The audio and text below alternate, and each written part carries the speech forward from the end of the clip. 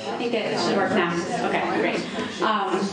Thank you all for joining us tonight for presentation on transportation trends, getting Lexington there as part of the community's Comprehensive Plan Advisory Committee's Comprehensive Plan Update, Lexington Next. Oh, sorry, I'm tripping over my words a little bit. First, I'm going to recognize a bunch of people that I see here. We have some CPAC members in the front row, Marilyn Fenalosa and Carol Supe. Thank you for being here, as well as our CPAC members who will be presenting tonight, who I'll introduce in a minute. I see that we have Jenna Johnson, Chair of the Planning Board here, as well as Richard Canali. They are both liaisons to the CPAC.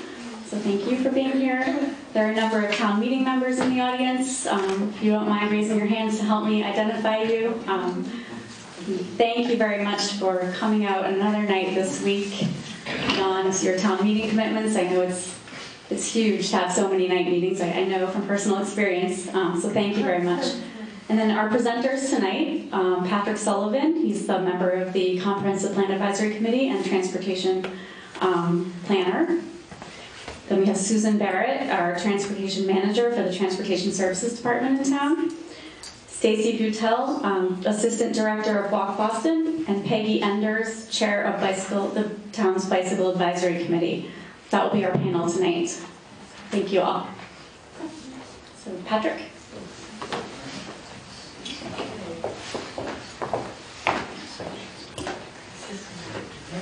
Thank you, Julie. So as Julie mentioned, my name's Pat Sullivan, and I am a member of the Comprehensive Plan Advisory Committee, and in my free time I'm also the Executive Director of the Seaport Transportation Management Association, and my background is in transportation planning. So not only thrilled to be part of the Comprehensive Plan Advisory Committee, but really fortunate to be representing the committee here tonight to talk to the audience about getting there in Lexington and transportation in Lexington. So I want to start off by trying to kind of putting Lexington in context, starting by looking at where we are geographically. And as you can see on the slide here, Lexington, as we all know, situated between 95, Route 2, and Route 3, puts us at non-rush hour within 30 minutes of many of the major job centers that people are looking for or commuting to on a daily basis. So if you put aside all the great reasons someone might want to live in Lexington for its great schools and great public space and great suburban character, you can also think about just our proximity to all these jobs and the fact that if you want to live somewhere in a suburban setting, then this is an ideal place in terms of getting to where you need to go. And these are, of course, drive times to get to where you need to go, but there are many different ways to commute in and around Lexington, which you'll hear quite a bit about this evening in my presentation and the ones that will follow. This slide here illustrates many of the mobility options that you have as a Lexington resident. So whether you're using one of the 6 Lexpress routes, the Minuteman Bikeway, or one of the MBTA routes, the 62, the 76, which run through Lexington. As you can see here, there are a number of ways to make connections, both within the community and to places outside of Lexington. For example, you can use the Lexpress to connect to the Burlington V, which gives you access to other places in Burlington, or you can use the MBTA bus to get to Alewife to connect to the Red Line. That will get you anywhere within the MBTA's network. We also have the 128 Business Council that operates in Lexington, and this slide's a little light, so I circled the stops that the 128 Business Council shuttles make in Lexington. But it's important to point this out because what they do is their service brings commuters from Alewife Station in the morning out to office buildings, office parks, out on Hayden Ave and Hartwell Ave. And they serve about 150 commuters or so a day, people that otherwise might be driving to work and driving through Lexington, or instead taking public transportation to Alewife and then using those shuttles to get out to those jobs. And one of the great things that the Business Council does is they also operate the Rev Bus shuttle, which makes multiple departures every morning from Lexington Center to Alewife Station, so for $1. you can hop on the Rev bus and take a non-stop ride to Alewife Station, which is a great amenity, one that I'm always talking about to residents of Lexington. Not enough people know about it, but you can't beat $1 to get from Lexington Center to Alewife in the morning, and then $1 to come back in the evening. Next, what I want to jump into here is taking a look at how people commute, how Lexington residents commute. So the chart you see here is taken from American Community Survey 5-year estimates from 2017. This is census data, essentially. And this shows a comparison of 2009 to 2017. Again, how people are commuting every day.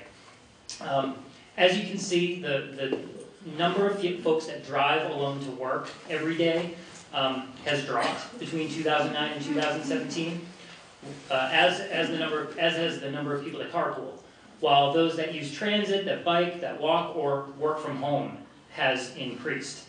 And it's interesting to point out that when you look at the American Community Survey questionnaire, the question that folks are asked is, how do you usually get to work last week?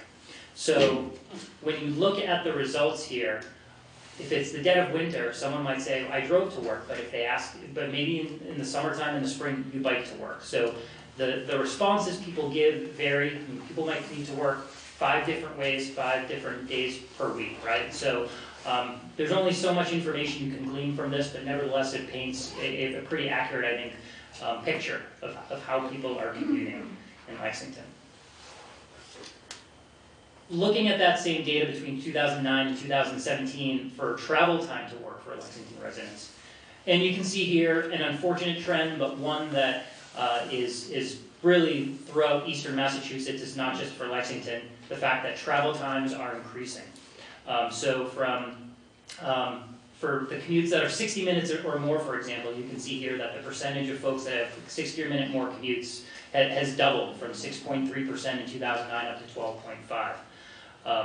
Commutes are getting longer, and for sure. And one reason for that, between 2010 and 2017, there were 356,000 newly employed people in Massachusetts. So there are just that many more people commuting on a daily basis on our roadways, in our public transportation system.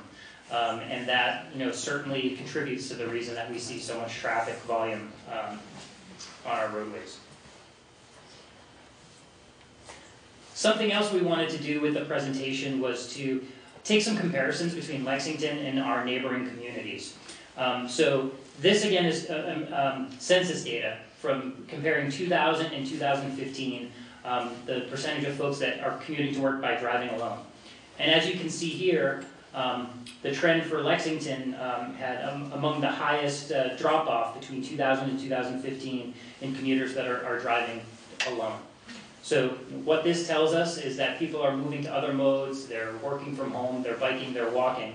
And I think we can generally say that this is a good thing, right? Because it's reducing it's reducing congestion, it's reducing emissions caused by the vehicle sector, and it's pushing people towards more active ways of transportation, active modes of transportation. Looking at how Lexington compares to other neighboring communities in terms of transit, you can see that transit share has increased as it has across the board with all of our neighboring communities, so, or almost all of our neighboring communities.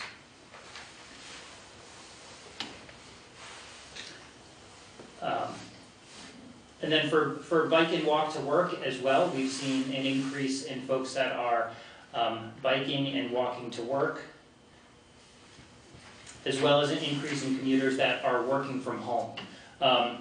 And there's been quite a bit of growth in the last 10, 15 years in commuters that are folks that are working from home, and that can be related to technology. It's easier for us to Skype, to teleconference. It gives us that ability to work from home. And a lot of employers are also creating more lenient policies to allow people to do so.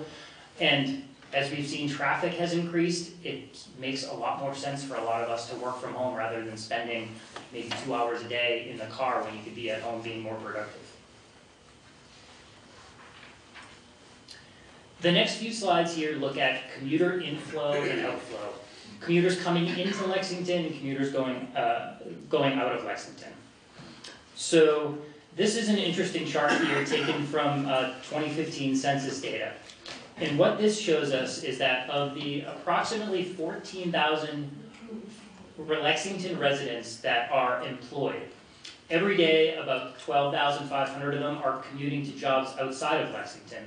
1,500 are staying in Lexington, whether they're working from home or commuting to their job within town. And then 19,000 commuters are coming into Lexington every day. So our daytime population is actually higher with these additional people that are coming in and working in town. And then where are these commuters coming from? These folks that work in Lexington. The 2015 census data tells us that 1,400 of them are Boston residents, followed by Arlington residents, Cambridge residents, Waltham residents. I think there's not much of a surprise here on this list in terms of where people are coming from. But this slide in particular is just interesting for me as a member of the Comprehensive Plan Advisory Committee, because if you look at these communities, many of them on the red line, and also take a look at this data historically and see that this trend is held constant. It gives me some ideas, and it gives us some ideas for ways that we might be able to promote additional transit services in the future, other ways of bringing people in and out of Lexington. And when people are coming to work in Lexington, I think to no one's surprise in this room, the major hubs for employment are on Hartwell Ave, Hayden Avenue, Lexington Center, and also our school system. And the Lexington Public Schools are one of the largest employers in the town. And of course, the schools are scattered throughout the community, so you can't draw one red circle around the schools, but certainly you can identify where people are coming to work on a daily basis.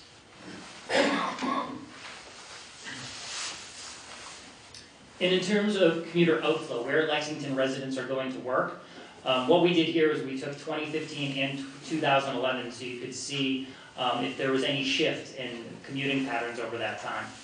And really what we can see here is that it's held constant. The largest share of Lexington commuters are going to jobs in Boston, followed by Cambridge, and then there's those that are staying in town working in Lexington, followed by Waltham and Burlington, Newton communities along 128, right? And so that makes sense given where we know our regional job centers are in the areas that are attracting folks and where we're seeing the most growth. So Boston, the incredible job growth across Boston, especially in the Seaport district, is creating a lot more employment and drawing a lot more commuters on a daily basis to that neighborhood. And then in Cambridge, again, Kendall Square, MIT, there's a lot of growth there. So it's pretty reliable data that we can expect these trends to continue given regional trends that we've seen over the past decade. So I covered a lot of information there. These slides will be posted to the Comprehensive Plan Advisory Committee's website, and this is being recorded as well so people can go back and reference this information.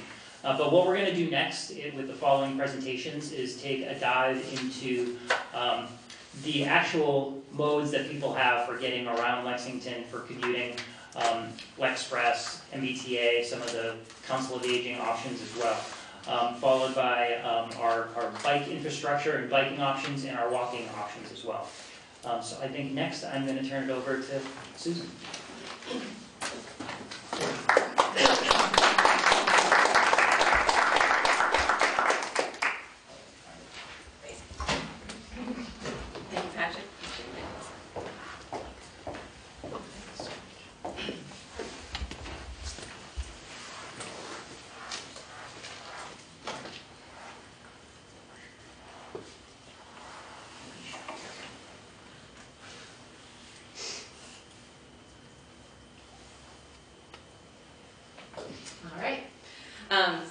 Thanks again, that was a great presentation. So my name's Susan. As I said earlier, I work in Transportation Services, which is within the Human Services Department, and I've been on the job for a little over a year.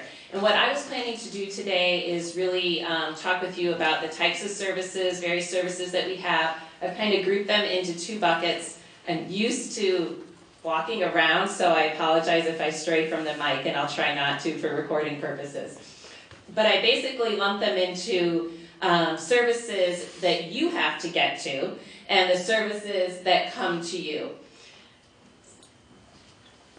So that first batch are the fixed route or fixed destination services. Patrick's already talked about some of them. And then the other ones are the curb-to-curb and door-to-door services. And I just want to talk about those definitions for a little bit. Curb-to-curb services are services that'll drop you off at the curb or possibly, in your driveway.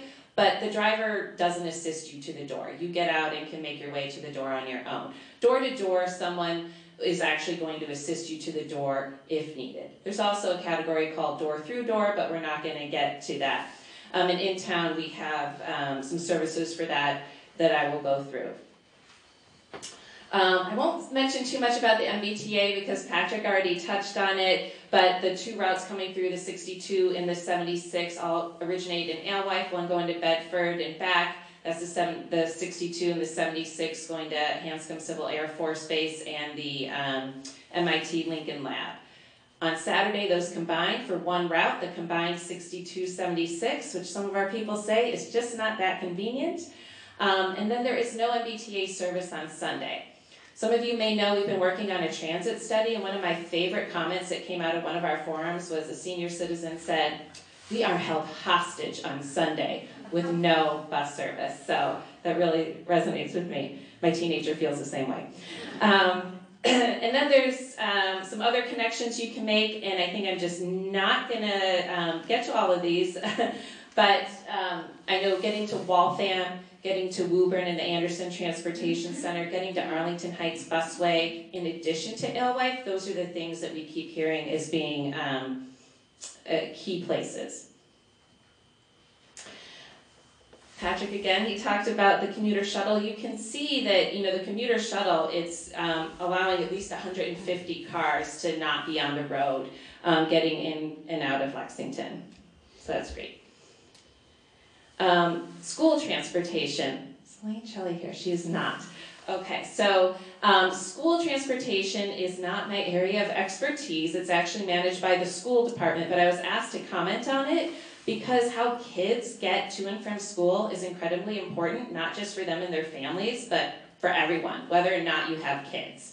There are over 7,000 students in Lexington Public Schools, and if all of them were being driven individually in cars, it would be an absolute nightmare, right? Now, some of you may feel it's still a nightmare, right? It does get very congested around the schools and during those drop-off and pickup times, but apparently it was actually much worse long before, with lines going right outside the parking lots. And what happened was back in fiscal 12, the schools started to further subsidize the passes for students to encourage more ridership on the routes. And then you can see once they did that, once they dropped the rate of the school bus pass, the ridership did pick up. So the schools do a number of things. They are supposed to require, they are mandated to provide transportation for kids in kindergarten through 6th grade who live more than 2 miles from the schools. Outside of that, it's optional transportation, and that's where that fee comes in. They also do special needs transportation, and then you may see the buses after hours, getting sports teams, music groups around. A couple things on the horizon for schools, where it says change ahead. I think this is something the whole town really needs to pay attention to as we go through the comprehensive plan and as we move towards these changes. The school start time change, which you may have heard, it's a positive thing with our students starting later, but that's going to have some impacts on traffic. So the traffic patterns are going to change. So they're shifting a little bit later. And it might only be 15 minutes on each end, but that's a change. The other thing is what we've most recently heard is that to help the working families of elementary age students, they're going to have a start time of 9 o'clock. The last we heard was that the superintendent would like to offer those families an earlier drop-off time, which is great, but at the moment that's not going to have school bus transportation, so that means those kids are going to be arriving most likely in a car unless they can walk or bike. And the chances of a parent, after they drop off that kid, heading back home, parking the car, and then hopping on their bike, or taking transit might be a little slimmer. So we really need to pay attention to that. Just going to point out this other tiny box here, the Flex Pass holders. Have any of you heard of the Flex Pass program, besides Judy Crocker? Okay. So one of the things the schools tried when they wanted to encourage more ridership on the school buses is they developed this Flex Pass partnership with the LexPress, because what they've been hearing from families, I just read in a letter from 2011, was families were asking for more of an MBTA-like service. They really wanted something that was flexible, where they could get on some days, not get on other days, and maybe do something that was seasonal. But with school bus, the way the contracts work, you can't do that. You have to just kind of commit to X number of students. So what they decided to do was to go into partnership with LexPress. So now for a $50 add-on to the school bus registration, kids after 3 o'clock can ride LexPress as needed. And that brings me to LexPress. How many of you have ridden it? How many of you have seen it? Okay, so, all right, so this is LexPress in its current formation. I sort of feel our tagline should be LexPress, it's loopy. So LexPress consists of 3 buses doing 6 routes. It is mostly one-way loops, and the reason for that is to cover as much ground as possible. And it's actually pretty amazing where these 3 buses go. These buses go past every single Lexington public school, so every elementary school, every middle school, the high school. They also go past 3 private schools.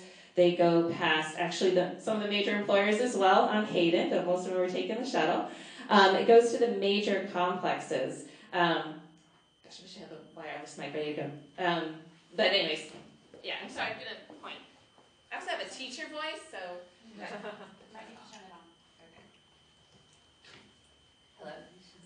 Hello? Oh, good, that works. Okay. So it goes to major complexes. So down in the southern part, we have both Avalons, Avalon Lexington Ridge, Avalon Lexington Hills. We have Emerson Gardens up along the yellow route. We have the low-income senior family or senior housing complexes, other larger complexes. Goes to Arlington Heights Busway for connections at peak time. And it also heads up into Burlington, so you can go to the mall, Market Basket, H Mart, and some people make connections to Leahy. It also pulls into Leahy, Lexington. So it hits a lot of places, but with 3 buses, that's really hard to do in a short period of time, so the frequencies are kind of low. The frequency has always been every 60 minutes. And in FY16, it switched in the afternoon to being every 70 minutes because of the increased traffic, ironically, and then just more places that LexPress has to go. Some of these developments didn't exist back when LexPress was first founded in 1979. So the Avalons, for example, those, pretty much at the border of Lexington, they didn't exist. And places even like the community center, which is a wonderful place, but it requires a bus to pull all the way in and go over speed bumps and then come all the way out, and that takes time. And the bus does the same thing when it goes to Avalon Lexington Hills. Humans of LexPress. I thought I'd give you a sense of who rides this bus. So we usually categorize people in groups of adults, students, and seniors plus under 6. So for our adults, some of the commuters that we have taking LexPress include a woman who recently moved her law office from Boston to Lexington Center. She prefers to walk whenever she can, but in bad weather, most recently the winter, she's been buying monthly passes to take LexPress. We also have a young man whose office, his company moved to Lexington about 2 years ago. He lives near Alewife. He takes the MBTA and then transfers at the depot to take the LexPress bus down towards our southern border. And I was talking with him, and he said, at first he was skeptical to get on this unknown entity, LexPress, plus of course it's an additional $275 for an adult after you've already paid your, MBTA pass. You have a whole different system. You have to have a different tracker to track the buses, but also the process for him as a commuter, when he realized he could get a cheaper fare, was to go to a shoe store, pay cash or check, to buy a booklet of little yellow tickets. And then, he goes from paying his Charlie card, or using his Charlie card on the MBTA, to using these yellow tickets to pay for LexPress. So it's a different system, not the easiest thing. But we have students that use it for a variety of reasons, mostly for after school. Some do take it to get to school on a regular basis, some just because they've missed the school bus. But mostly it's the after school kids that we see. They might be staying for a sport, or some kids might be walking to the center for the library and then coming home, or to work and then coming home.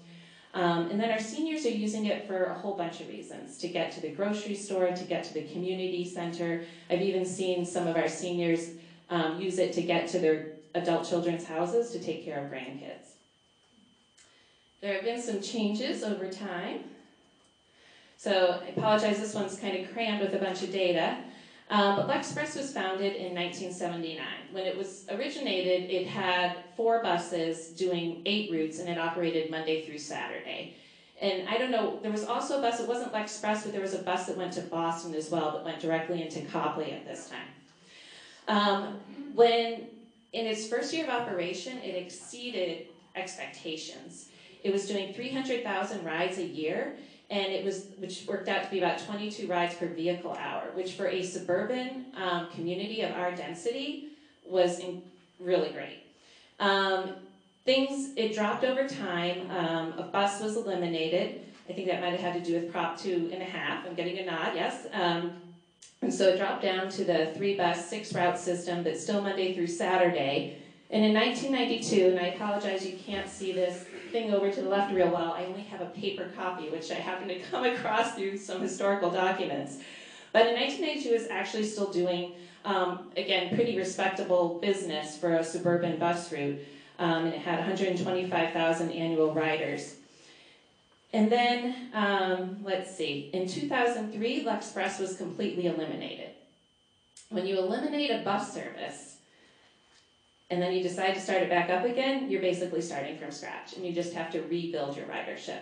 And that's what happened. And so once it was reinstated the following year, the ridership started to grow. Slowly, but every year it was making progress and going up. And you can see some of the changes. I have a box from fiscal 11, and then from fiscal 14, and then fiscal 18. Fiscal 14 was the peak, and then it started to drop. And it's been dropping ever since. And as you can see, the biggest drop has been with students, where we've lost about, over 40% of our student riders, which seems to go hand in hand with kind of the rise in the school bus ridership. And we've lost a significant number of adults, which actually, for all of these things, I think there's a large number of reasons, which I could probably go into as we have time with Q&A. Our senior ridership is growing, though, and that's because in 2013, this department actually moved from DPW over to Human Services, and at that same time instituted free rides for seniors much of the day and for people with disabilities. So from 9 to 2, those populations can ride for free. While our ridership per vehicle hour is now pretty low and much lower than it had been originally, it's actually still more cost-effective for us to run this system than, say, a microtransit or on-demand, which was what we had prior to 1979. It wasn't called microtransit then, it was called on-demand. Nowadays there's apps that can kind of help you do that. But carry on. So we talked about the types of services that you get to and they carry you on. Now, as people age or as they have some type of mobility impairment, they might rely on another type of service. Ideally, we want to keep people as mobile as possible. So where they can walk, bike, or take transportation, and that means even if they have a disability. So for example, we have a young man who goes between Lexington and Belmont all the time, and he prefers to take public transportation, but to get between Lexington and Belmont, you have to go into Alewife and then come back out, even though we border each other. And his big demand in this transit study that we've been doing, which I'll be talking about at the end, is he said, I really wish we could just get a bus that could go to Waverly, and that would help him a lot. And that would keep him mobile and independent, and then he wouldn't have to rely on a service, a paratransit service like the Ride. So you'll see on this pyramid that I noted, actual needs are not determined by age. You could have someone who's 50 and maybe needs to use a walker for some reason, or a 90-year-old who's running marathons. You could also have young people who are 20 who might be confined to a wheelchair. We want to reduce barriers to mobility as much as possible to enhance the freedom, the independence for those people, and also because as you kind of move up into this pyramid, it requires more money and just more intensive service to support those other types of services. So in town, what we have is we have the Lex Connect service. People are taking Ubers and Lyfts. They might rely on family and friends. And we have a great volunteer program in town called FISH. And then the paratransit service, which is more of that door-to-door service, is the ride. We rely on that in town for that. Am I doing okay on time to quickly go through these? So we have the LexMedia taxi voucher program. This was started in 2013. For $5 each, you can get a voucher if you're age 60 or over or have a disability. These are not accessible vehicles, but for people that don't maybe need the service of the ride, but maybe are still struggling with transportation, this can be an in-between option. MBTA, the rides, this is our paratransit service. There's a significant number of rides taken on this every year. So right now we're on track to have about 15,000 rides originating in Lexington on this paratransit service. FISH, this is a wonderful program. Started in 1972. It's actually a volunteer program. It's a nonprofit. They provide rides to Lexington residents to medical appointments, 1 ride a week. So this is a service that we connect people with a lot. So as people start to need more additional services, we just try to give them as many tools for their toolbox as possible. And I referred a few times to the Tri-Town Transit Study, or I called it the Transit Study for short. So Lexington, Bedford, and Burlington sort of banded together about half a year ago to try to work on a transit study. And the reason for this combination of towns came out of another study called the Middlesex 3 Community Compact Study that was looking at transportation along the Route 3 corridor, but it also came out of just the town managers from those towns who realized they were running a bunch of different transportation services, and hey, maybe if they banded together they could do something better and maybe save some money along the way. What we're hearing from our residents is, well, why those towns? Why not, Waltham and Arlington and Woburn? So we are still looking at things. Now we had a number of people respond to the survey, 1,500 people, of which at least 575 we could identify as specifically Lexington residents. The people responding tended to be slightly older, so we had, 26% of the population was between 45 and 50, or 26% of the respondents, were between 45 and 54, 25% were age 65 and up, and 19% were 50. I might have just stated that wrong. Basically, we had 44% of people who are age 55 and up. And I won't go through all of these, but the main reason they responded that they take transit is to avoid driving in traffic. The reasons for not taking transit, the number one reason was it just wasn't frequent enough. The other one is they felt it just wasn't near enough to make it convenient. If they're not taking transit, then what are they tending to do? You can see the big one here is drive alone. The next one, kind of growing in popularity, is taking an Uber and Lyft. And by the way, the other colors, if you can't quite see it, those are representing how all the different towns responded. So Lexington is in the gray. We basically do everything more. We have more people respond. And how do our people feel about transit services? They feel they're very important. So you can see that 66% of Lexington residents responded that transportation services are very important. So where are we with the transportation study? We were hoping to be a little farther along right by now, but it's just so complex. There's just so many things to look at. As you can see, transportation touches people's lives no matter what their age. And what their mobility level. So we really want to get this right. So what we're doing right now is working on a more comprehensive analysis. We're hoping to have some additional options to kind of put out to the public by summer. And we are aiming for, we don't know what kind of changes, but maybe some possible changes that could be phased in starting in, not this fiscal, starting this July, but in the following fiscal. And that is that.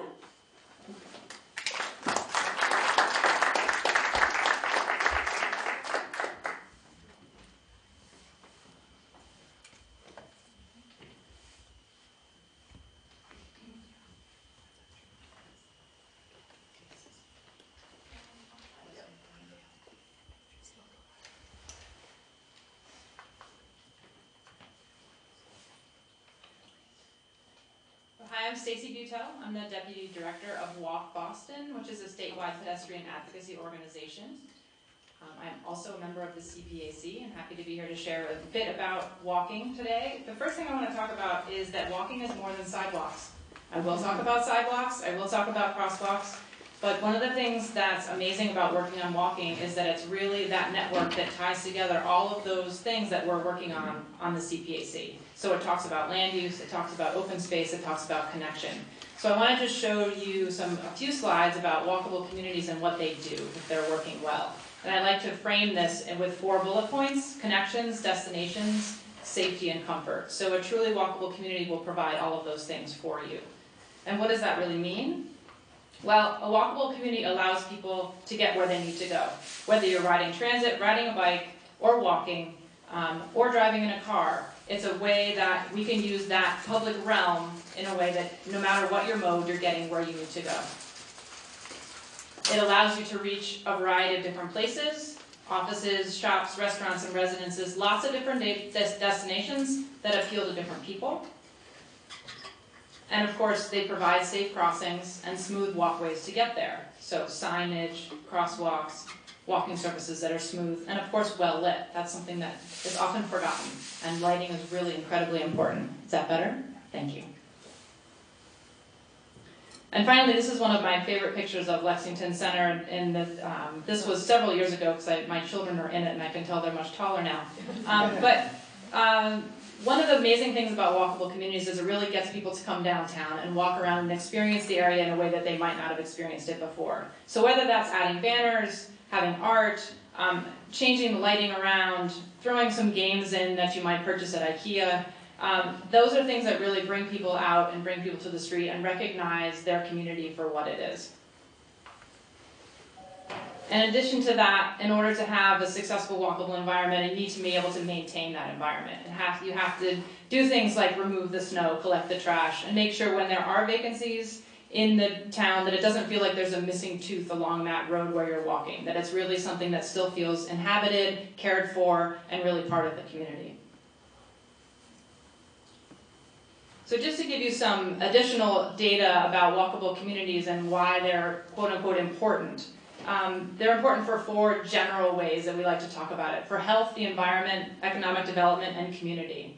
If we want to talk about health, you can talk about the fact that an average resident in a walkable neighborhood weighs 6 to 10 pounds less than someone who lives in a more sprawling neighborhood.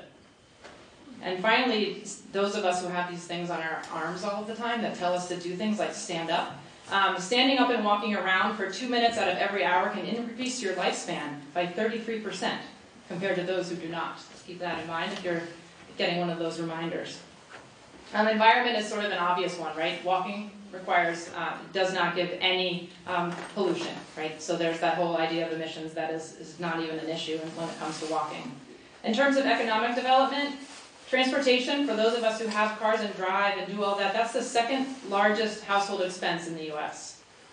And eliminating that would be an amazing way of really reducing and adding more walking into your transportation lifestyle will then decrease that expense. And then finally, also with thinking about economic development, there's millions of studies out there that talk about a strong local economy and one where people can walk. Residents that live in walkable retail districts are more likely to spend more money in those local districts than they are in other places. And then finally, community. If you're out walking around, you actually see people that you might not have already normally seen. Not only that, but it's been found that neighbors trust each other more if they're out and walking and able to see them. They participate more often in community projects and they volunteer more than in non-walkable communities. So these are all reasons to think about walking and walkability from a comprehensive planning standpoint, so I'm excited that we're doing that as a group. But then also, I do need to talk to you a bit about the existing conditions of sidewalks, curb ramps, and crosswalks. Because that is the way that we make walking possible, right? They are key elements of the infrastructure that facilitate all of those things that I just talked about in terms of walkable communities. So I will give you some data around sidewalks and curb ramps and such in Lexington. So these this data is taken from the 2014 Pedestrian Accessibility Study. We have approximately 84 miles of sidewalk. The sidewalks are shown in different colors on this particular map. We have approximately 1,000 curb ramps. The majority of our sidewalks, 85% of our sidewalks in fact, are asphalt, and they're primarily 5 feet wide. 5 feet wide is the generally preferred width, at least, for any sidewalk in order to have 2 people pass on one side and also accommodate wheelchairs and other accessibility standards. So the color coding within this particular map talks about the priority and the ways in which sidewalks were ranked. So as part of this study, both from an accessibility standpoint, and in addition to a sidewalk condition standpoint, 23 miles of the network at the time, which was 2014, was suggested that it needed to be fully replaced. 30 miles localized repair, which means like popping out a concrete panel or fixing an asphalt where a tree root has popped up the asphalt. And 31 miles were in pretty good shape, so we didn't have to do anything. The study also recommended that a sidewalk maintenance budget be anywhere between $700,000 and $825,000 per year. Now I understand that that is, in fact, what Lexington has now, is somewhere within that range. And I can tell you that the majority of cities and towns that I work with in Massachusetts do not even have a line item for sidewalk maintenance. So whether or not you agree that this number is the correct number or not, already within the Commonwealth, we are way ahead of many of the communities out there. There was a rigorous method put in place in terms of ways of prioritizing which sidewalks would be fixed first, and that's what you'll see here. Those bullet points talk about proximity to schools, the MBTA, whether or not that particular use is a high generator of pedestrian activity. Is it a hospital? Is it a retail district? What is the condition of the sidewalk? Is it okay or is it poor? And then what types of tripping hazards are on those sidewalks? Now, each of this, as I mentioned, there's a formula and equation within this study if you're interested in finding out the specifics of it. But if you look in the far, to you anyway, right-hand corner, there are numbers associated with those different colors. That has to do with the numbers associated with the priorities given this particular equation. So those 2 slides that I just showed you were the existing network. Well, what happens if I want a sidewalk in my neighborhood and there isn't one? There is a policy or procedures in town to go ahead and start petitioning for a sidewalk in your particular neighborhood. And I'm going to default to the Transportation Safety Group to give you the specifics of how that happens. But essentially, the way it's been described to me is that there's an evaluation of need and constructability. They also have a prioritization methodology that they'll use to determine which moves up the list faster or how you get onto that list. Then again, once you're in that queue, it gets there's money allocated for both design and then finally construction, and that's done on a project-by-project basis. And it can take 3 to 5 years to have a sidewalk actually put into your neighborhood. It takes that long to kind of move through that whole process. But again, the fact that that process is relatively transparent and understandable is an important aspect. I know that given where I live in town, the fact that Hill Street is up and potentially going to have a sidewalk is really exciting for me to be able to then send my kids up that hill that I'm afraid to walk up on my own, given the traffic down there. So again, that's kind of the way that sidewalks are and the network is added to within town, and I would, again, defer to the Transportation Safety Group for more specifics. In terms of crosswalks in town, we do have a standard crosswalk, which is called a continental design, or piano keys. These are pretty high visibility crosswalks. MassDOT does not require you to do these, just as an example.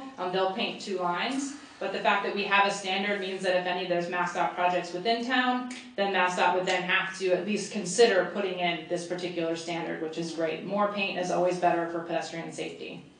So in addition to the crosswalk standard that we have, which again, many communities do not have, many big cities in Massachusetts do not have, we also use a lot of different safety enhancements in crosswalks. Whether or not they're working or not working, I don't know what kind of comment on at this point, but let me just say that they are in fact out there, and an important aspect of increasing pedestrian safety is really in road design and infrastructure. So we do have, as all of you know who drive through and walk through Lexington Center, we have the in-street pedestrian signs, which you can see barely but slightly in this slide. I also spoke with several people at DPW who have then also talked about the fact that there will be what's called a rectangular rapid flashing beacon that's going to be put in near the Monroe Center for the Arts, which there's now that pedestrian activated signal, which is a little bit faulty. It hasn't been working correctly. Does anyone know what a rectangular rapid flashing beacon, and does anyone really want to know what a rectangular flashing beacon is? Probably not. You push a button and yellow lights go on either side and it alerts drivers to your presence. Finally, there's an additional pedestrian hybrid beacon going in later on Eldridge Street, which, as I understand, is an incredibly dangerous location for pedestrians to cross, bus stops on either side, 4 lanes of traffic either way. And finally, there's a concept called daylighting, which is what you see in this photograph. There's the diagonal lines next to the crosswalk means that you're not supposed to park there. And the fact that you're not supposed to park there gives you the ability as a pedestrian to see oncoming traffic and oncoming traffic to see you. All of us can have walked by this location and see people pulling in there and parking. Curb bump outs will reduce that, and that's not something I'm going to go into today, but it's something that's possible.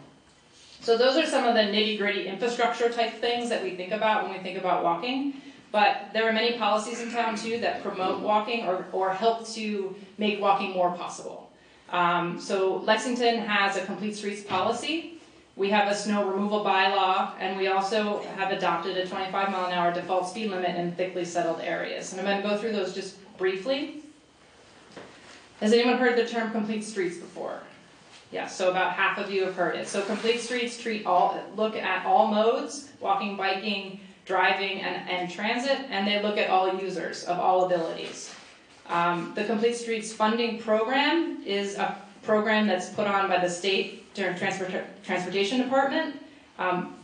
Lexington has received funding from that. The program itself requires both a policy and a prioritization plan to be done before you can apply for funding. We had all that in place, so we were able to take advantage of that the first year of this program, and we're able to get new school beacons, additional crosswalk painting throughout town.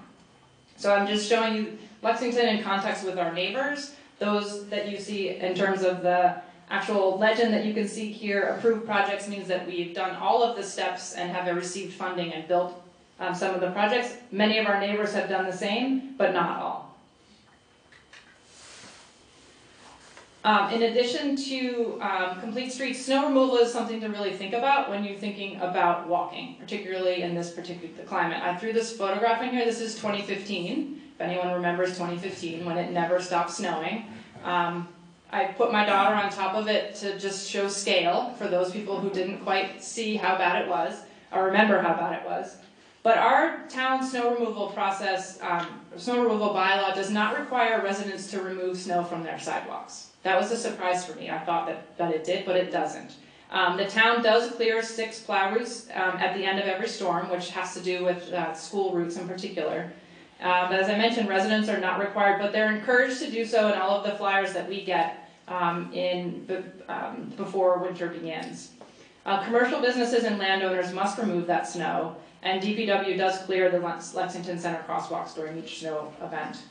So I mentioned snow and walking because it really is a social justice issue. Imagine if you're older, you aren't able to shovel snow, or if you're disabled in some way and aren't able to and can't do that, you can't walk, you can't get out of your house, you can't move around. So it's really something that we hear a lot about and something that needs to be continually discussed when you're thinking about walking, particularly in our climate.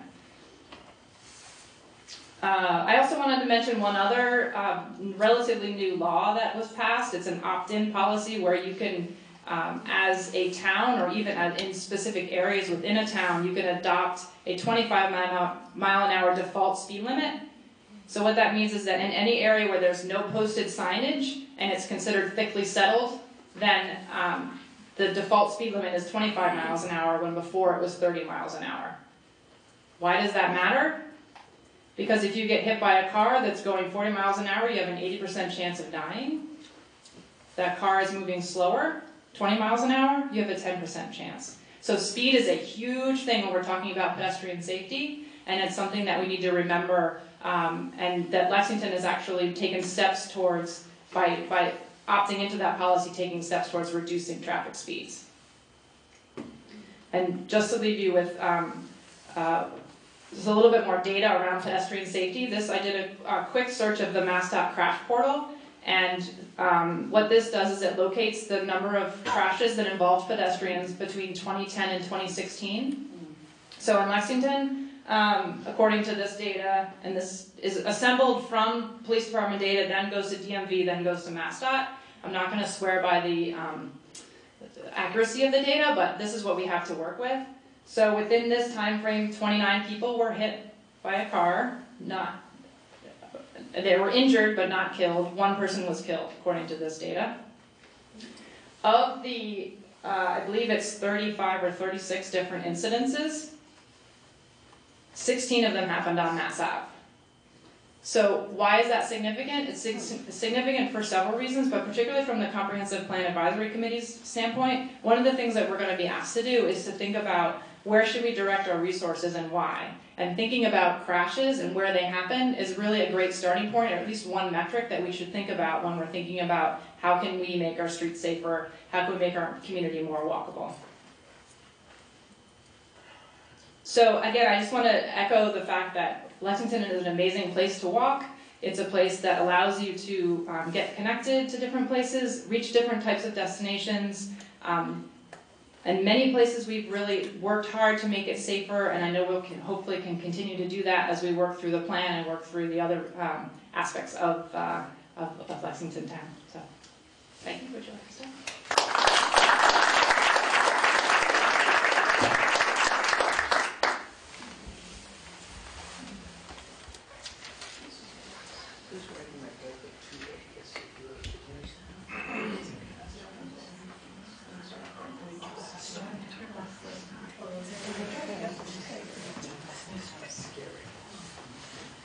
Hi, I'm Peggy Enders. I don't have a job, I'm just a volunteer.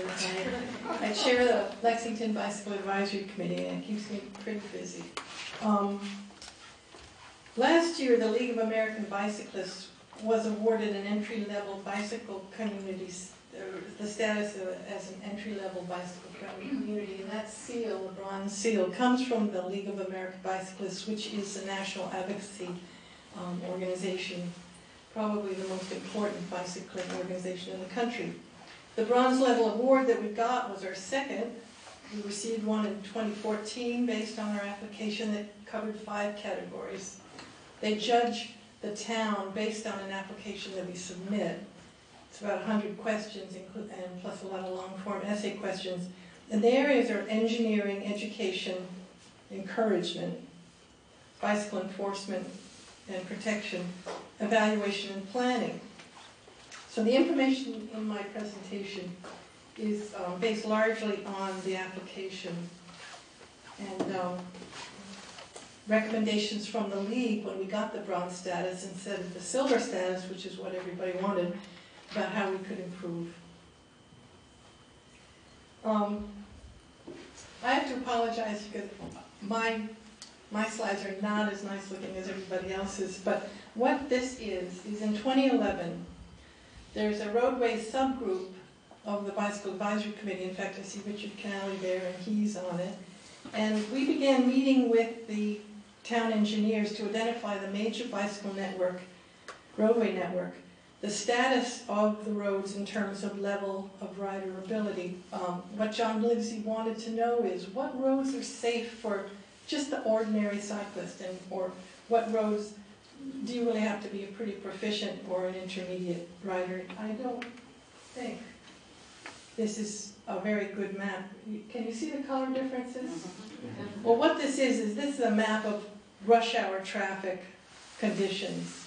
And most of our roads are red, which means you have to be an advanced, intrepid cyclist to try it, or yellow, an intermediate.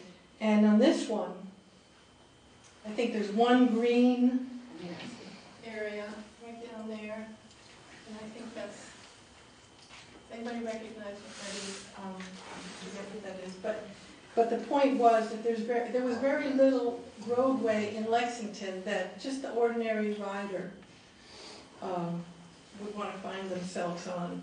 And also, what John wanted us to do was to develop a set of recommendations for him in terms of if he were to pave a street, what kind of accommodations could we put on there, or should we put on there? And the choices were either sharrows or bike lanes. So beginning in, this is the other map. This is when it's non-rush hour, and there are a few more green spots in town, but not very many. And that was 2011. And those maps were done by someone named Bob Dangle, who's a member of the bike committee. So engineering is one of the areas where we're being judged by the League of American Bicyclists. And this slide shows, as of last year, and this was what we submitted to the League,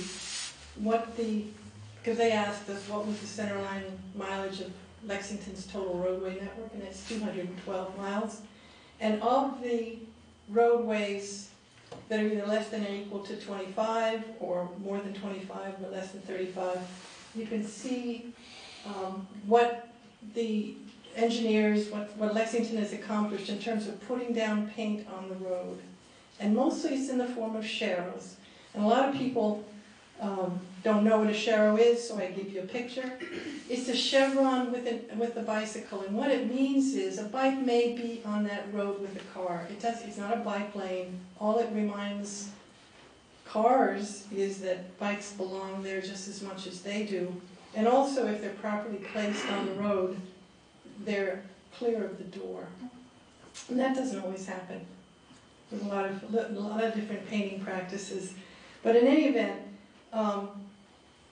we have bicycle lanes, we have sharrows, quite a few sharrows in fact. But in fact, from my vantage point, and I'm going to just editorialize at this point, people are happy to see them and say, oh, that's great, you have all the sharrows that you want now.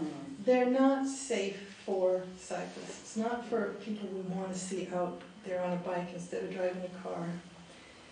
So, beginning in FY18, town meeting approved money for bike accommodation. That is new paint on the roads plus maintenance of existing paint. And that was a big step in the right direction.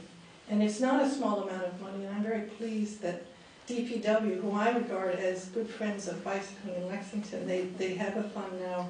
And but even though these markings have improved bicycling considerably, I don't think they've done enough, because there are still streets, and this is the question about that map.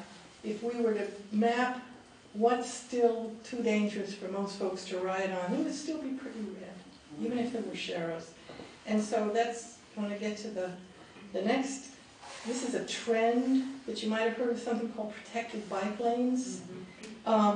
These are two pictures of Cambridge. A lot of people say, don't ever talk about Cambridge and Lexington, but in fact, Cambridge is doing quite a bit. And this picture on the left is at MIT, where there's a protected sidewalk, so that bicyclists aren't plowing into walkers. And to the left of it is a bike lane that's essentially a cycle track. It's up off the road. And this other picture is a two-way protected bike lane in Cambridge. I'm not sure where it is, but it has a nice buffer between the, I think those are parked cars. But in any way, there's a buffer, and that makes a big difference. And it is protected, and it would be even more protected if there was something like a bollard or a cone, or in some places they have experimented with toilet plungers. Just plunk them down to prove a point. You know, and we're tempted to do that on Hartwell Ave. Anyway, the bicycle network also consists of a lot of off-street facilities, and I hope this map, Julie, is easier to see. But it's not of the Across Lexington system, and Keith Olmert is here, and he may be wondering why I'm not showing it. But what this is we have about 54 miles of off-street facilities that can legally be used by bicyclists, and that's pretty much all our walking trails and the Minuteman Bikeway and a few other paved paths that you might be familiar with, like the Vinebrook Path. But mostly they're unpaved paths and shared use trails all over town. I've ridden on them.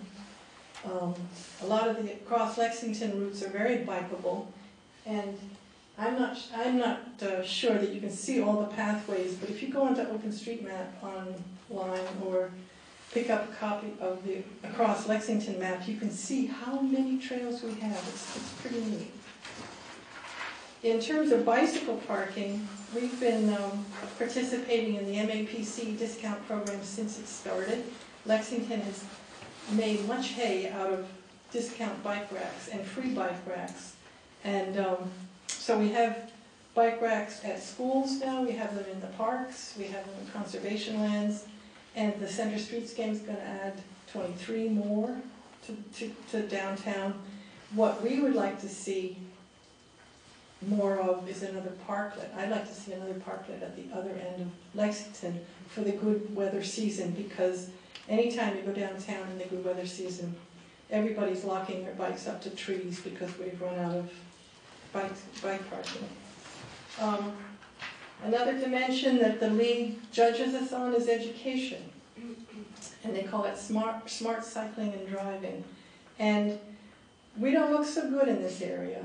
And the public school program that we do have is only at the elementary level, and it's only on scooters, and it's only driving around and pretending you're on a bike. There is no on-bike training, except during Bike, Walk, and Bus Week, when we do Bike Smart for a few number of kids, 4th and 5th graders, just 25 at a time. And it's offered in a partnership with police, recreation department, bike committee, and human resources now. Yeah, because human resources is now running Bike, Walk, and Bus Week, which is great. What we do in the Friends of Lexington Bikeways is and you may have seen these, or maybe you were so astounded at your tax bill that you didn't even pay attention, but we have mailed out over the years reminders about courtesy when driving, courtesy when biking, and describing what sharrows are, reminding folks that lights are required at night on bicycles, and there's copies over here of both versions that we've mailed out, but we think we need to do more in this area. The Friends of Lexington Bikeways are paying for these mailings and for the printing and designing of these, but one of the things that I would like very much to see is a budget for this in the town coffers. And the other thing is bikeway wayfinding. I should go back to that one. Yeah. There it is. We need a budget for bicycles and motorist education. Encouragement. This is another dimension that the league likes to see, mainstreaming bicycle league culture, and I think we're doing very well in this area, and so do they. Bike racks that are on the buses in town, both Lexpress and MBTA, they all have bike racks. The bike racks in the East Mass Ave corridor, people were wondering why there are bike racks right at the bus stops. Well, that's called first mile, last mile, and people would be encouraged to get on their bike, ride it to the bus stop, park it, ride to work, and then come back. And so you don't have to go too far out of your way to get to the bus stop, because you can get on your bike and do it. The parklet, this was an experiment that worked very, very well, and you can see how much it lends to the center. It's very colorful, it's fun, people are drinking lots of coffee, and there's lots of bike parking there. More kids are riding to school. If you go to the elementary schools, middle schools, and the high schools now, you see the bike racks are packed. Bike Walk and Bus Week's a really important time, and it's when we celebrate healthy and sustainable transportation. And in the proclamation to Bike Walk and Bus Week, it's what a glorious morning to leave your car at home. Enforcement. We have a great relationship with the police department. The bike committee does, that is. And we have a liaison. He comes to our meetings. That's him right on the left. The bike patrol has been expanded. And they sometimes patrol the bike path. I'd like them to patrol it more, but there's a staffing problem there. State laws are being improved. There's now a no parking in bike lane state law, but an important one, which is a 3-foot passing rule. That means a car should give a bicyclist 3 feet. There's a lot of that in other states, but not in Massachusetts yet. And there's new Pro Phoenix software that the police department has bought, and it hasn't happened yet. They're starting to code in a more refined way for bicycle incidents. It used to be that the only bicycle incidents were captured by the police were when it was over $1,000 damage and involved a car. So no accidents, no crashes on the bikeway, no crashes between bikes.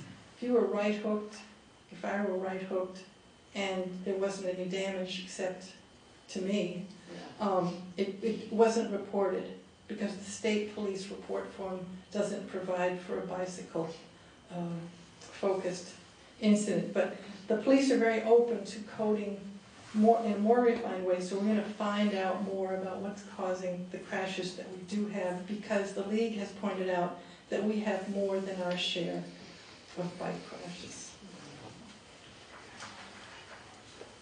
Finally, evaluation and planning. The league has recommended to Lexington that we should set targets and have a formal bike plan.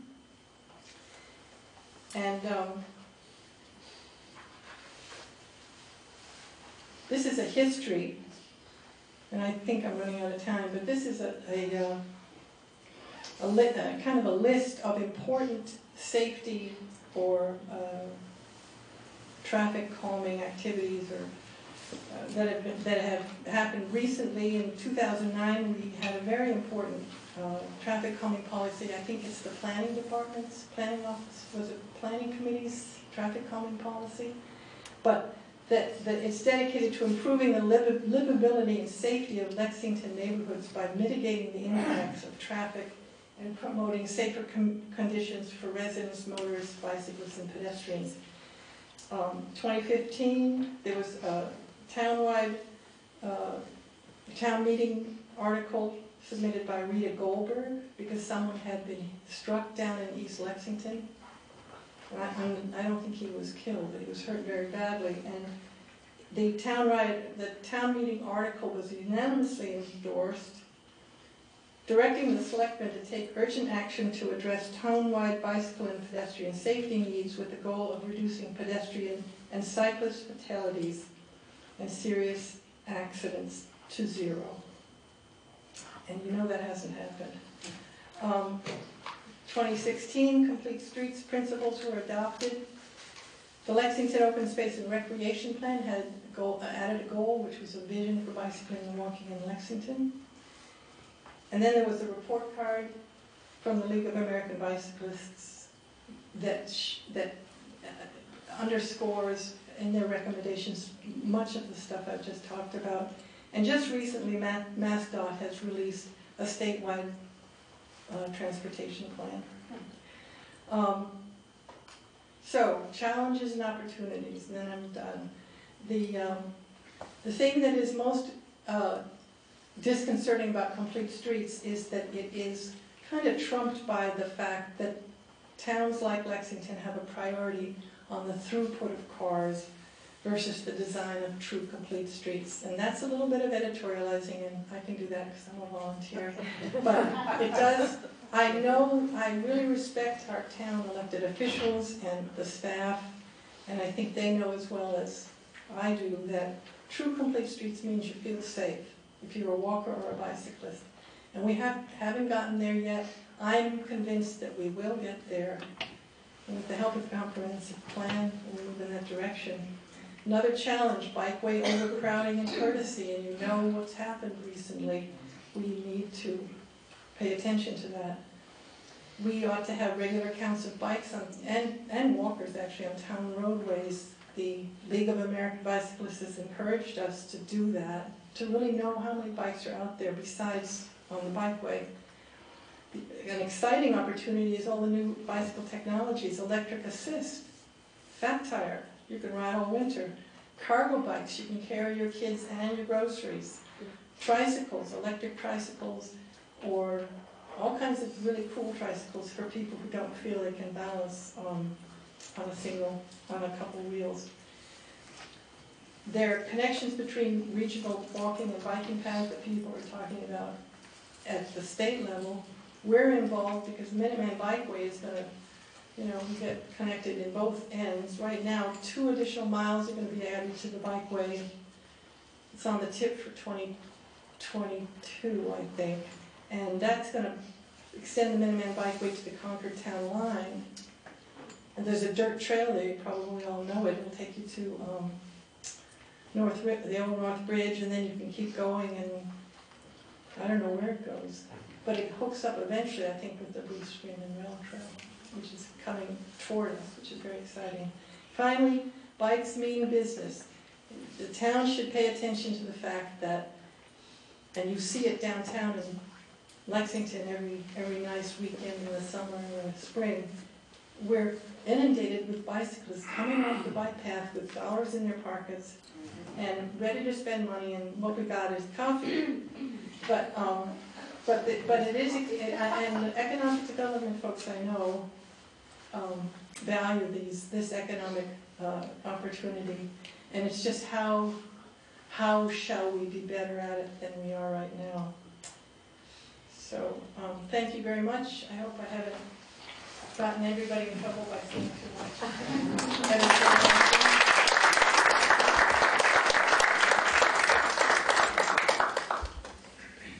How long did it take? About 20 minutes. Oh, great. Good job. Okay. Thank you, Peggy. Thank you to our other presenters, and welcome to anyone who trickled in during the presentations. I think we're going to open it up to some questions.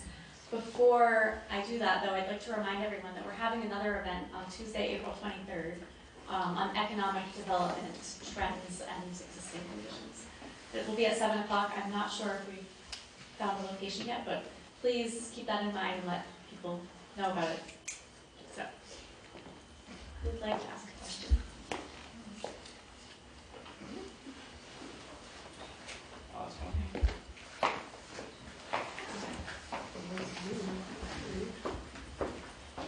Thanks. Bridger McGaw, I'm a Precinct 6 town meeting member, and I run a bus service for my company, which is, I didn't think I'd do in my life, but now it's highly entertaining to watch millennials watch Netflix while they ride and say they're working.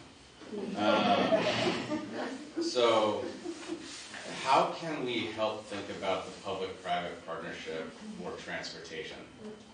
So, I love the walkability thing because the mayor of Chicago drove it into my head that the whole point of it is walking places and then biking and then buses and then cars. So I get it. I'm trying to figure out how we can afford it, how to get people behind it, and how to use it as a way to make it and sustain it longer term. So thanks for the Lexpress. I've walked right in the middle of your thing, so I missed the beginning part of it. But I really look at this as a public-private partnership. How do we get transportation dollars? 120 Business Council does this really well.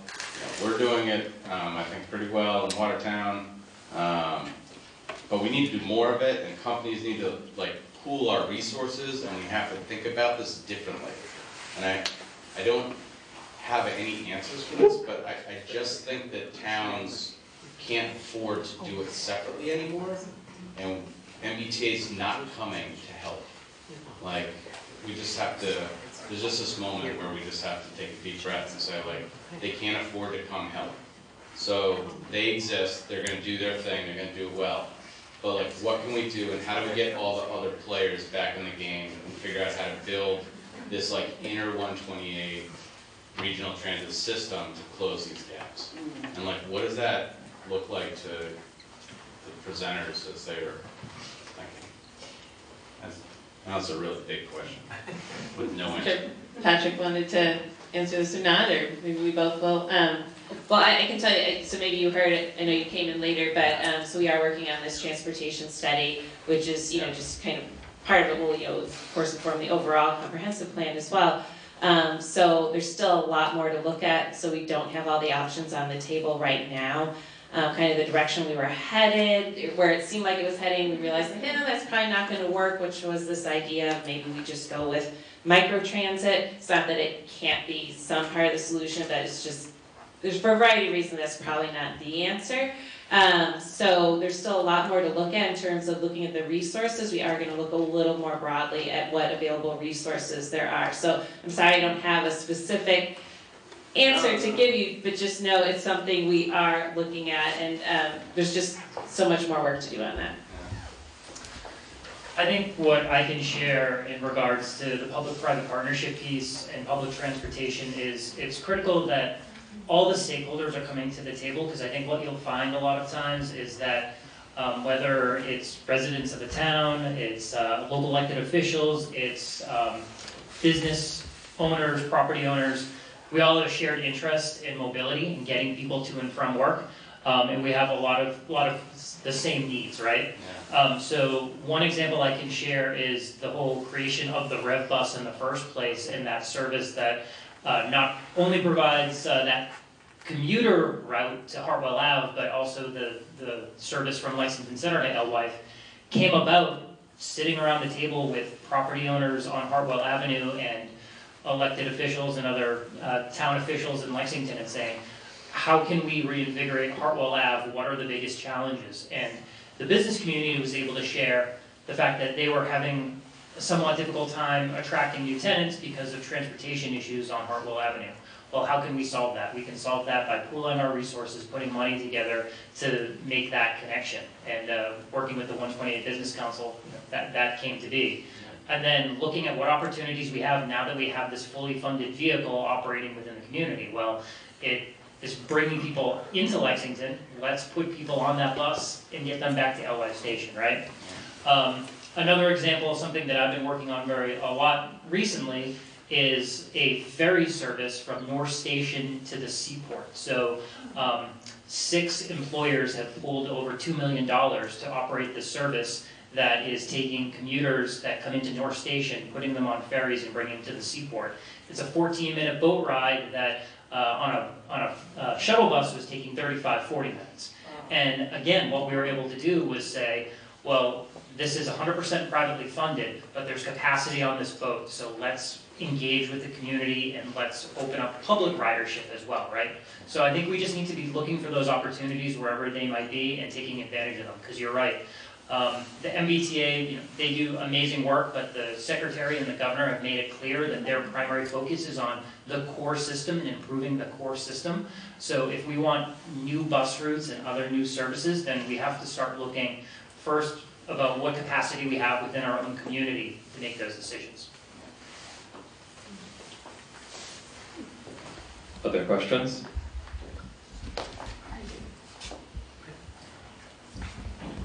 I have 2 questions for Peggy. Is there a restriction on how many bicyclists can ride abreast on any particular street? The reason I ask that is this morning, going up Woburn Street, out of the center, there's a peloton, I think that's what you call them, of about 10 riders, and behind them was about a half a mile of cars, because Woburn Street is only a 2-lane road. Are there any kind of laws? The law says that bicyclists may ride on roads 2 abreast, but I think it also qualifies that, when there's space available.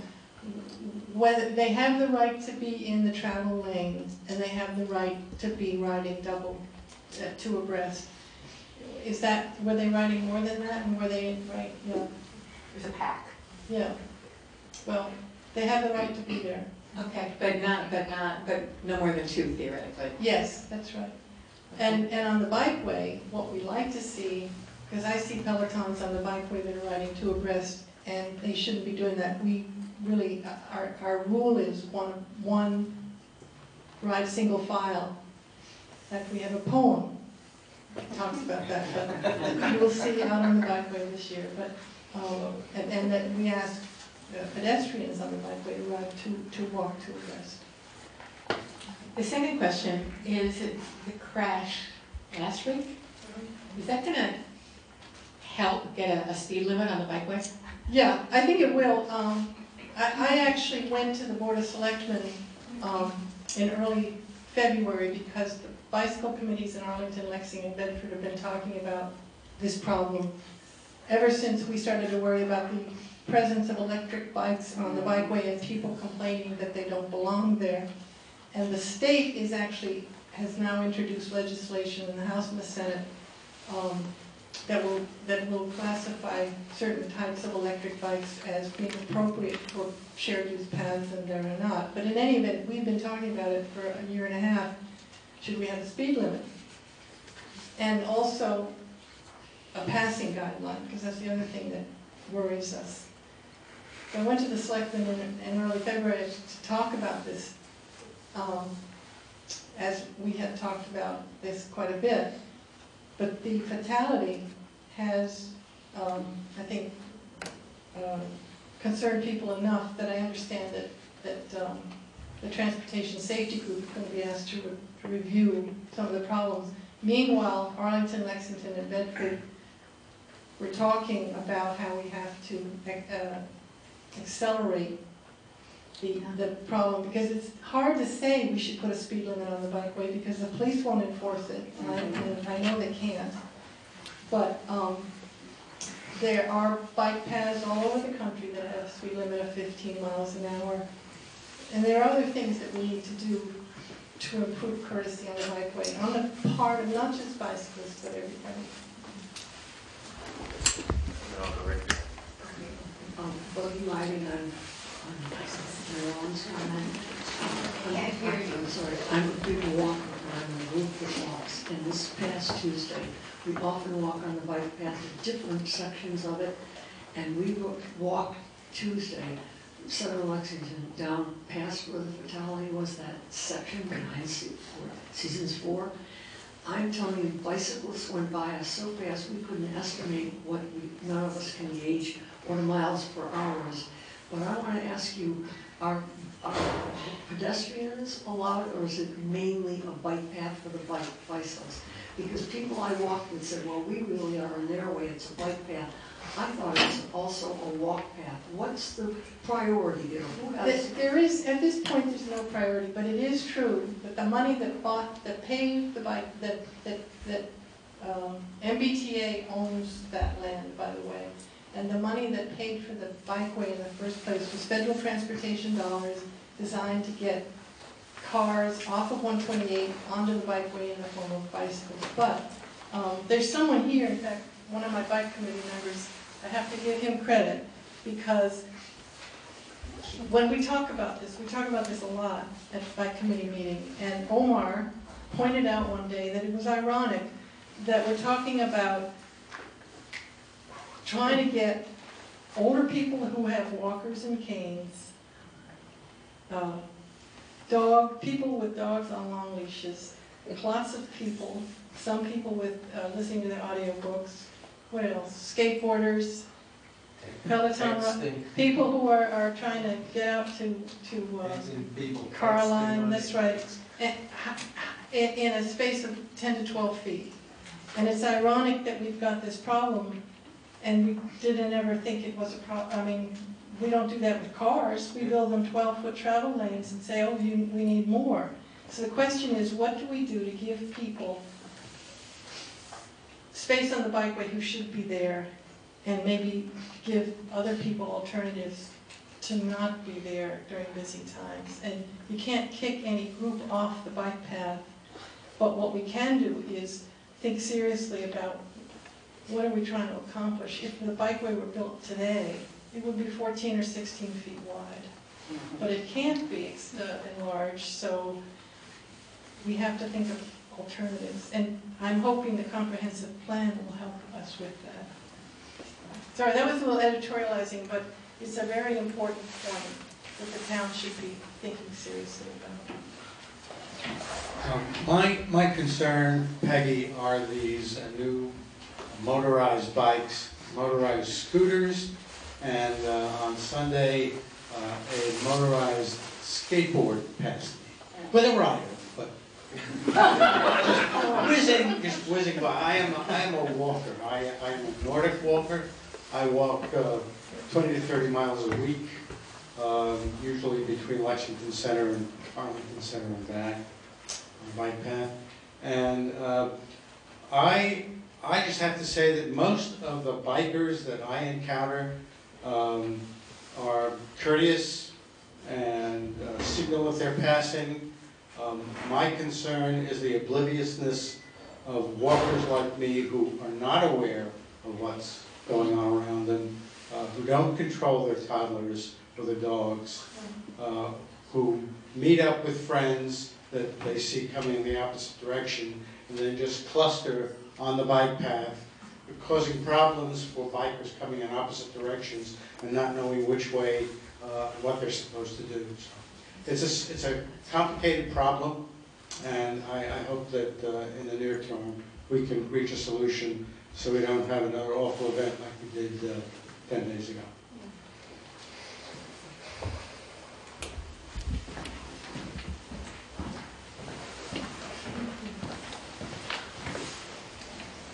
My question is, when you're on any road, if the speed limit is 25 or 30, and the bikes are going 25 and 30, can we really pass them? Whether they're 2 abreast or 10 abreast? Because it's happened to me that I've been behind groups of bicyclists that are going the speed limit. So I don't know what to say. Well, what I was trying to impress on everyone when I made my presentation was that we need to come up with a new kind of roadway design. Because we're going to have more electric bikes. That's an exciting thing. More people are going to say, cool, I can take my kids to school on an electric bike instead of driving them. The challenge for the town and for transportation consultants is, what's the road of the future going to look like? And to me, it's protected bike lanes. It's I don't know, who's a roadway design expert here? Shared use paths. Shared use paths, exactly. Cycle tracks. It costs money, but we need to prepare for the future. And sustainable transportation is what it's all about. It's what Stacey was talking about walking and biking. It's healthy for us. There's all kinds of reasons to want to develop this. It's just going to cost some money. But if they are going the speed limit, do we have the right to pass them? No, yeah. I can speak Okay. legally. Can't speed. Yeah, so That's what I thought. yeah, so a bicycle is considered a vehicle by Mass General Law. So if the same way that you have to determine whether you can safely pass any vehicle on the road. Right. You determine if you can safely pass. Bicyclists If you have to know that. Yeah, I do. yeah. I would say most people who are going 25 probably do. That's what I mean. Yeah. Because they're beeping at me to pass them, and I'm going. Yeah. Yeah.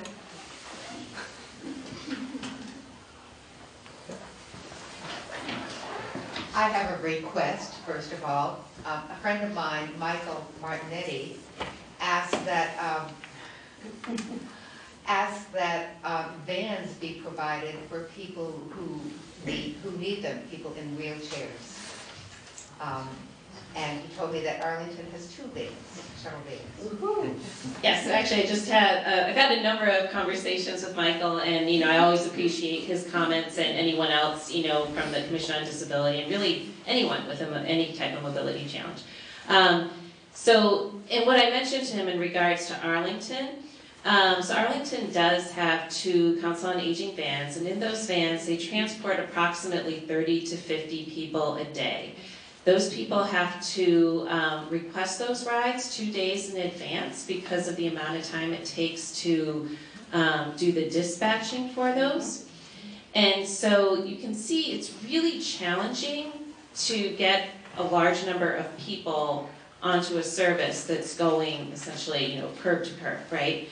And so that's the thing. Like right now, if you were to take, say, the seniors who are riding on the Lexpress, like just that group, there's obviously seniors riding MBTA and other services, but we're doing about 100 rides a day on Lexpress. So if we were to move those people onto a van or something else that was just more, that wasn't a fixed route, it would just require a lot more vehicles to do that. So we're not saying no on anything right now. It's just, as I explained to him, that's one of the considerations. And it's just, on the per ride cost can be a bit much, but we also want to be able to provide the services that people need. So what we would hope is that we can find a solution that is going to work for as many people as possible. So what we would really like to see is that people don't have to do something as cumbersome as having to book it 2 days in advance or even a day in advance. It really kind of restricts your mobility when you have to do that. And unfortunately, outside of the fixed route services right now, if you need, say, the LexConnect taxi service or the ride, you're having to book those, a day in advance. So we would like to move towards something where people are more mobile. This one?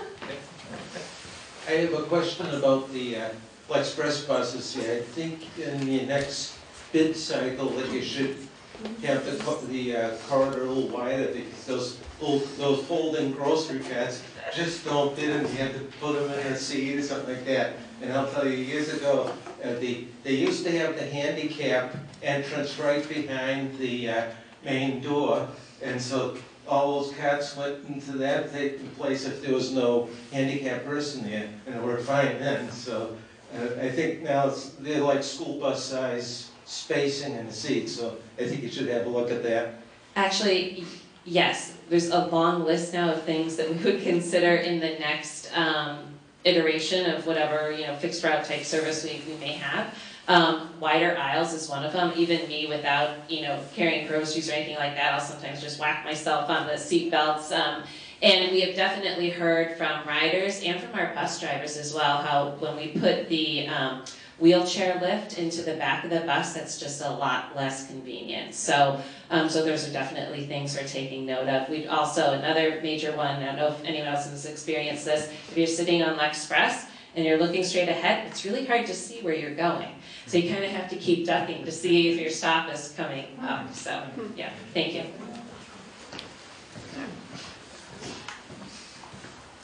Good question, Becky.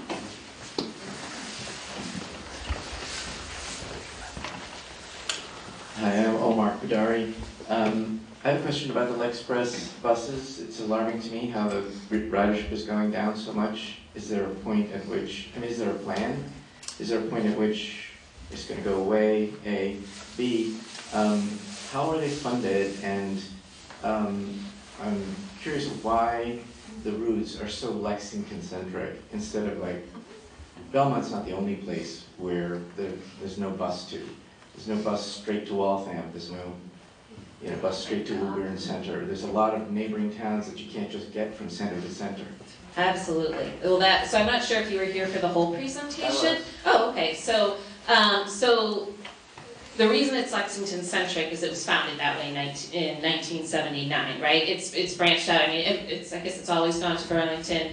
The extension into Arlington Heights was relatively new in FY16, but we're going through this transit study right now. The towns initially that we've been working with are Bedford and Burlington, but at this point we've kind of stepped back and we're kind of taking a broader look because we know what we're hearing. People need to get to Waltham, and you even saw from Patrick's slides. We want to hit those key places that people are going, and we want to provide a better service. People don't just want to stick within Lexington. And in terms of the 3 towns that were part initially of the transit study, one question we got was well, why Bedford? And for the most part, people, at least from Lexington, aren't really traveling too much between Lexington and Bedford. But we definitely want to find a way to make better connections. So what I said in terms of the next steps is we are still in the process of this transit study, and so we are have a lot more data to collect and look at, and like I said, we're hoping to come back out to the people in the summer with some options to take a look and see what we can choose from. In terms of the dropping ridership, I didn't get into this because I was taking too much time, but I think there's there's a variety of reasons that led to the drop in ridership. As I mentioned, obviously eliminating the service and had to regrow it was one issue, and we were climbing. But by fiscal 14, we dropped. And I think there's a number of reasons for that. You saw that the adult ridership plunged, where about half of our adult ridership is before. So between the period of fiscal 12 to fiscal 16, our adult cash fare practically doubled. And the reason for that is due to ADA policies. And it's a long reason as to why. But our fare went from $1.50 to $2.75. So I think when you're trying to get those commuters that have to transfer between the MBTA and our bus, and they have to pay that additional $2.75, and now with the rise of the TNCs, the Ubers and Lyfts, and the amount of time it's going to take, you might just say, I'll just hop in an Uber, or find some other way to get there. Our student ridership has plunged, and we don't like to think of ourselves as competitors with school buses, but when you do have all these different systems and they all have to have ridership, as the school bus ridership has grown, the LexPress ridership has dropped, so that's something that we really need to take into consideration as we move forward. So I think another part of it is once transportation services moved into human services, I feel like we had a better connection to seniors. So you saw that our senior ridership has increased. Part of that, I think, is that free time, between 9 and 2, which I think is fantastic. But also, we just have a better way of communicating with seniors. The Human Services Department doesn't really have a focus on commuters. So trying to reach out to commuters is, and even to students, we're trying more of that, but it's just challenging because it's not really a part of the vision for that department. So a bunch of factors coming together, and that's why we're doing this transportation study. Anyone else? I don't speak loudly. There we go for the recording. But your first question was actually how much does it cost in terms of the tax levy versus fare, probably some sort of breakdown. Yeah, so for our last fiscal year, the overall cost of LexPress was $595,000, of which about 10% is recaptured through fares. We're at this point, particularly with most of our student fares coming via the FlexPass, for which we only get $50. We used to get $350 for those. So it's so the amount of money that we receive for passes, tickets, and so forth has definitely dropped. And then we do get a grant from the MBTA as well. It's rather small. It's $52,000. Thank you. Is that it? The other question I had was piloting. Yep. So one of the things that I fear in government pilots is testing any shuttle route. So I tested a route. I still have it 3 years later. Okay. So that I'm stuck with it. And people fell in love with it, and now they rely on it. So I got the culture change that I wanted, but I didn't have buy-in when I started. I was like, oh yeah, we're just going to pilot this. We'll see how it goes. And now I'm doing inline bus scheduling, to try to add capacity and those sorts of tactics without increasing my costs. But I started a pilot. So I guess when you start these studies, one of the questions I have is, at some point you got to put a bus on the road and test this. Right. And this is where I go back to my partnership idea, like what can we do with Waltham and Burlington business nodes and really look at the fact that you got Samsung Pay and Monster and a whole bunch of big dollar company entities sitting up right across the border, and then they have other venues further down. You still have Raytheon in Waltham, you still have the Gap, Clark. I know that, we have solid bus services on the 128 Business Council side, but how are we going to pilot some of this stuff so that Lexington residents can see some of this vision for connectivity and not then cut it off and go into we've lost our ridership and now we got right. Which is the LexPress problem that you mentioned. So, we wouldn't want to pilot something unless we feel like we don't want to put something on the road if we feel like we might not be able to sustain it or it wouldn't even be worth trying out and going through that effort. But again, I can't give you any particular solutions right now. We're still going through this transit study, so in terms of how this is going to look, how it's going to shape up, I'm sorry, I mean, I would love to, I'm so eager to do something different. It sort of pains me that we have to keep everything the exact same way in this next fiscal year, but even some slight changes I thought we could make, given that we might do something different in fiscal 21, it's just to try and make any changes right now, and just to have to undo them, you know, for the next fiscal year, it's just, you know, not the right move right now. So this might be way outside my lane and the box, but my question would be, perhaps there's an opportunity for the summit, just like we do in Lexington with our departments, and we have these budget summits. I feel like there's an opportunity for LexPress that's led for so long to potentially engage these companies to use the heat maps where their employees are, and the town managers to say, like, we need a summit of the data, because then we can all crunch it for you. Well, you know, to help you with the next step. Yeah, the data is definitely being looked at. Yeah. That's great. So I wanted to respond to a couple of things you've said and to try and figure out how we get some of that public-private partnership back again. Because, you know, 20 years ago, part of what, when we approved projects, we insisted that the employers sort of get together. So in South Lexington, when Boston Property got approved for a particular project, they were, part of the conditions were that they had to gather and have breakfast forums with the neighboring companies, and they did that, and it created a sense of community and a sense of responsibility that, you know, they weren't just, you know, company A wasn't just all by itself.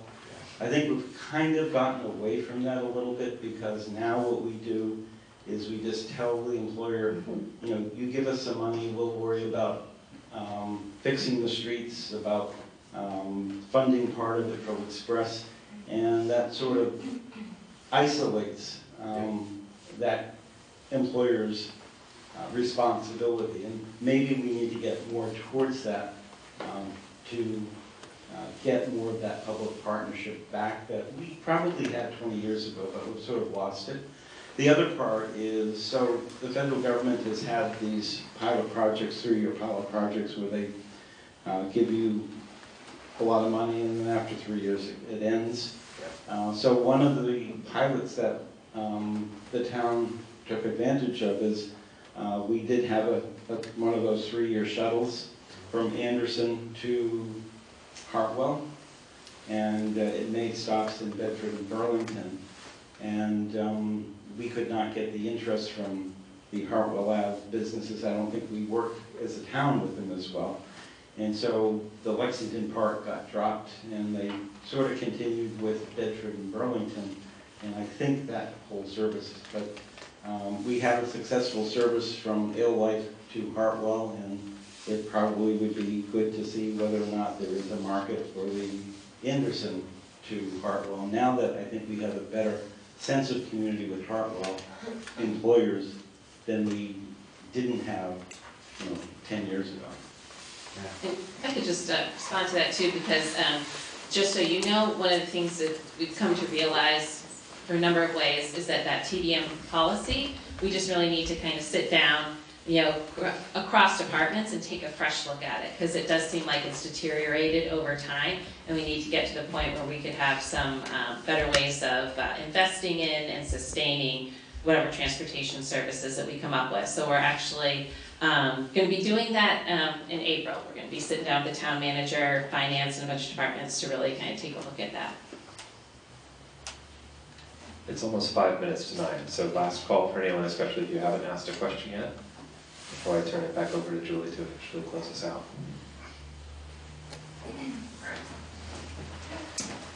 Thank you, everybody. Thank you. Thank you. I already made a plug for our